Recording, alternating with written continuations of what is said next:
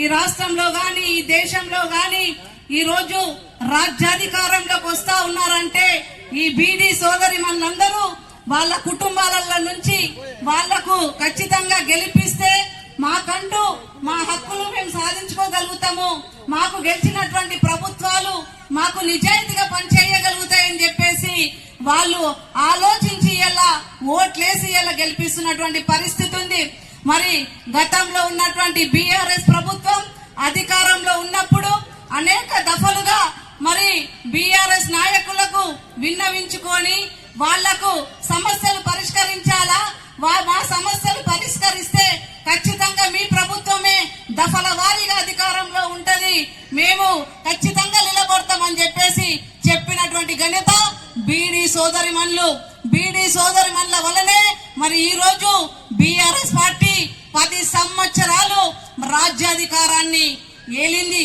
కానీ ఏ ఒక్కనాడు కూడా మరి బీడీ సోదరిమణులు జీవన భృతి గాని వాళ్ళ వేతనం పెంచడం గాని అట్లాగే వాళ్ళ ఆకు తంబాకులు వాళ్లకు తగ్గుతున్నటువంటి పరిస్థితి గాని వాళ్ళ కుటుంబాల్లో వాళ్ళ స్థితిగతులు గాని ఇవన్నిటి మీద ఖచ్చితంగా ప్రభుత్వాలు పట్టించుకోవాలా, మాకంటూ నిలబడాలని చెప్పేసి మరి దఫల వారీగా విన్నవించుకున్నప్పటికీ ఏ రాష్ట్ర ప్రభుత్వాలు కూడా పట్టించుకున్నటువంటి పరిస్థితి లేదు.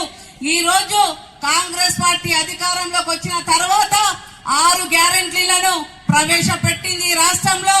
ఒకటి ఫ్రీ బస్ అన్నారు, తర్వాత అట్లాగే 2500 రూపాయలు ఇస్తామన్నారు, తర్వాత ఇంకా అనేక మరి 4 దఫలుగా ఇంకా అవి కూడా ఇస్తామని చెప్పిళ్ళు.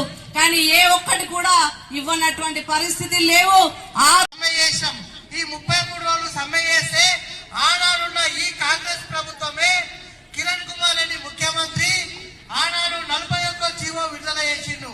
ఈ 41 జీవోలో ఏమున్నది అంటే కనీసం కూలి ఒక్కరోజు బేసిక్ వేతనము 130 రూపాయలు, 2%, 5% బోనస్, డిఏ ఇవన్నీ కలుపుకుంటే ఇవాళ కూలి ఎంత ఉండాలంటే కనీసం 500 నుంచి 600 రూపాయల కూలి ఉండాలి.